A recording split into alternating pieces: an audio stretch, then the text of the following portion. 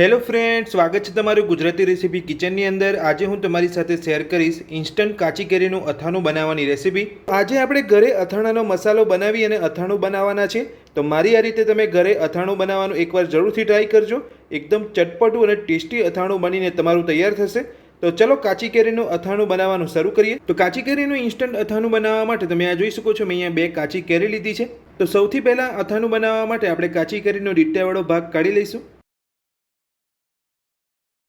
આ રીતે ડીટાવાળો ભાગ કાઢી લીધા પછી આપણે કાચી કેરીને કટ કરી લઈશું। તો કેરીનું અથાણું બનાવવા માટે આપણે અહીંયા નાના પીસની અંદર કેરીને કટ કરી રહ્યા છે। જો તમે અહીંયા મોટી સાઈઝની અંદર કટ કરવા માંગતા હોય તો એ રીતે પણ કરી શકો છો। અને આપણે અહીંયા કેરીને છોડા સાથે કટ કરી છે। જો તમે કેરીની ઉપર રહેલી છાલ કાઢીને બનાવવા માંગતા હોય અથાણું તો તમે એ રીતે પણ બનાવી શકો છો। તો કેરીને આપણે અહીંયા કટ કરી લીધી છે। જો તમે કેરીના અથાણાને 1 વર્ષ સુધી સ્ટોર કરવા માંગતા હોય તો કેરીને તમારે આ રીતે કટ કરી મીઠા અને હળદરની અંદર 1 કલાક માટે પલાળી રાખવાની છે। અને 1 કલાક માટે હળદર અને મીઠાની અંદર પલાળ્યા પછી કેરીને તમારે કોટનની અંદર ખુલ્લી કરી લેવાની છે। અને કેરીના ટુકડાઓ કોરા પડી જાય ત્યાર પછી તમારે અથાણું બનાવવાનું છે। તો તમે અથાણાને 1 વર્ષ સુધી સ્ટોર કરી શકશો। જો તમે કેરીના અથાણાને 1 વર્ષ સુધી સ્ટોર કરવા માંગતા હોય તો આ રીતે તમારે કેરીના ટુકડાઓને મીઠા હળદરની અંદર પલાળી અને કોરા કરી અને અથાણું બનાવવાનું છે। તો હવે આપણે કટ કરેલી કેરીને એક બાઉલની અંદર લઈ લઈશું અને કેરીના અથાણાનો મસાલો બનાવીશું। તો અથાણાનો મસાલો બનાવવા માટે સૌથી પહેલાં આપણે મિક્સર જારની અંદર 4 ચમચી જેટલા રાઈના કુરિયા ઉમેરીશું। સાથે જ 2 ચમચી મેથીના કુરિયા ઉમેરીશું। 2 ચમચી ધાણાના કુરિયા ઉમેરીશું। જો તમારી પાસે આ રીતે ધાણાના કુરિયા ના હોય તો તમે અહીંયા સૂકા ધાણા પણ લઈ શકો છો। સાથે 8 થી 10 કાળા મરી ઉમેરીશું। 1 ચમચી વરિયાળી ઉમેરીશું।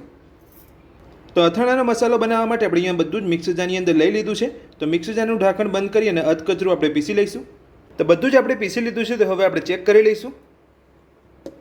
તો આ રીતે તમારે બધું પીસવાનું છે। તો હવે આપણે એક બાઉલની અંદર કાઢી લઈશું। તો પીસીને આપણે બધું જ અહીંયા બાઉલની અંદર કાઢી લીધું છે। તો આ રીતે તમારે અહીંયા પીસવાનું છે। એકદમ પ્લેન પાવડર તમારે નથી કરવાનો। તો હવે આપણે પીસેલા મસાલાની અંદર અડધી ચમચી હળદર ઉમેરીશું। સાથે જ 1 ચમચી હિંગ ઉમેરીશું। 1 ચમચી મીઠું ઉમેરીશું। બધું સરસ મિક્સ કરી લઈશું। તો બધું જ આપણે અહીંયા મિક્સ કરી લીધું છે મસાલાની અંદર। તો હવે આપણે મસાલાની અંદર ગરમ કરેલું તેલ ઉમેરીશું। તો તમારે અહીંયા બહુ ગરમ તેલ નથી ઉમેરવાનું, મીડિયમ ગરમ તેલ ઉમેરવાનું છે।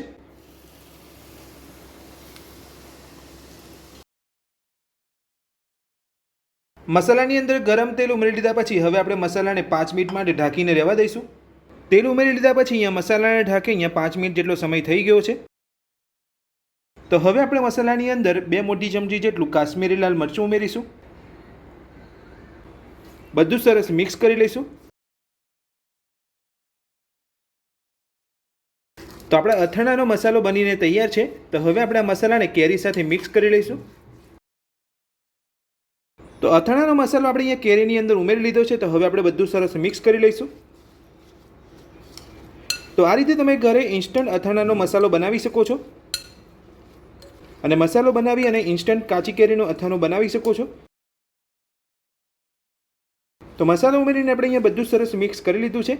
તો મિક્સ કરી લીધા પછી હવે આપણે તેની અંદર 1 વાટકી જેટલો ગોળ ઉમેરીશું। તો ગોળનું પ્રમાણ તમે તમારા ટેસ્ટ પ્રમાણે વધતું ઓછું કરી શકો છો। તો હવે આપણે ગોળ ઉમેરીને બધું સરસ મિક્સ કરી લઈશું। તો ગોળ ઉમેરીને આપણે અહીંયા બધું સરસ મિક્સ કરી લીધું છે। તો હવે આપણે ગોળ ઓગળે ત્યાં સુધી અથાણાને ઢાંકીને રહેવા દઈશું। તો અથાણાને ઢાંકી અહીંયા 1 કલાક જેટલો સમય થઈ ગયો છે। તો હવે આપણે ચેક કરી લઈશું। તો તમે જોઈ શકો છો એકદમ સરસ બધું અહીંયા મિક્સ થઈ ગયું છે અને ગોળ પણ આપણો એકદમ સરસ અહીંયા ઓગળી ગયો છે। તો આપણું અહીંયા ઇન્સ્ટન્ટ કાચી કેરીનું અથાણું બનીને તૈયાર છે। તો હવે આપણે અથાણાને એક કાચની બરણીની અંદર ભરી લઈશું। તો બધા જ કેરીના અથાણાને આપણે અહીંયા બરણીની અંદર ભરી લીધું છે। તમે આ જોઈ શકો છો। તો ઇન્સ્ટન્ટ કાચી કેરીનું ખાટું મીઠું અથાણું બનીને તૈયાર છે। તો આ ઇન્સ્ટન્ટ કાચી કેરીનું ખાટું મીઠું અથાણું બનાવવાની રીત તમને મારી કેવી લાગી મને કોમેન્ટ બોક્સની અંદર કોમેન્ટ કરીને જરૂરથી જણાવજો। આજનો વિડીયો પસંદ આવ્યો હોય તો વિડીયોને લાઇક કરજો, ચેનલને સબસ્ક્રાઇબ કરી રાખજો આ જ રીતની નવી રેસીપી મેળવવા માટે। Thank you.